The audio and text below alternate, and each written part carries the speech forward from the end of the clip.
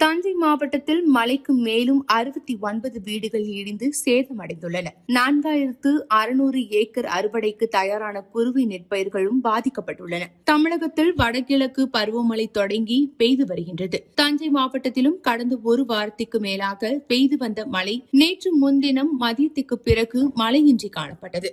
நேற்று தஞ்சை மாவட்டத்தில் மழை பெய்யவில்லை. அவ்வப்போது வெயிலும் காணப்பட்டது. பின்னர் வானம் மேகமூட்டத்துடன் காட்சியளித்தன. தஞ்சை மாவட்டத்தில் பெய்த மழை காரணமாக நடவு செய்யப்பட்டு 10 முதல் 15 நாட்களான சம்பா தாளடி நெற்பயிர்கள் 2000 ஏக்கரை மழைநீர் சூழ்ந்தது. பல இடங்களில் பயிர்கள் தெரியாத அளவுக்கு நீரில் மூழ்கி காணப்பட்டன. இந்த நிலையில் நேற்று முன்தினம் மழை பெய்யாததால் வயல்களில் தேங்கிய மழைநீர் வடிய தொடங்கியது. இதேபோல் தஞ்சை மாவட்டத்தில் அறுவடைக்கு தயாராக இருந்த குறுவை நெற்பயிர்கள் 4600 ஏக்கர் மழையில் சாய்ந்து நீரில் மூழ்கி காணப்பட்டன. பல இடங்களில் தொடர்ந்து தண்ணீர் தேங்கி காணப்பட்டால் நெல்மணிகள் முளைத்து காணப்பட்டன. தற்போது மழை இல்லாததால் நீர் வடிய தொடங்கியுள்ளது. இருப்பினும் நிலத்தில் சாய்ந்ததால் கடுமையான மகசூல் இழப்பு ஏற்படும் என விவசாயிகள் தெரிவித்துள்ளனர். தஞ்சை மாவட்டத்தில் 1,97,000 ஏக்கர் குறுவை நெற்பயிர்கள் சாகுபடி செய்யப்பட்டதில் 1,70,000 ஏக்கர் வரை அறுவடை செய்யப்பட்டுவிட்டது. இன்னும் 27,000 ஏக்கர் வரை அறுவடை செய்ய வேண்டியுள்ளது.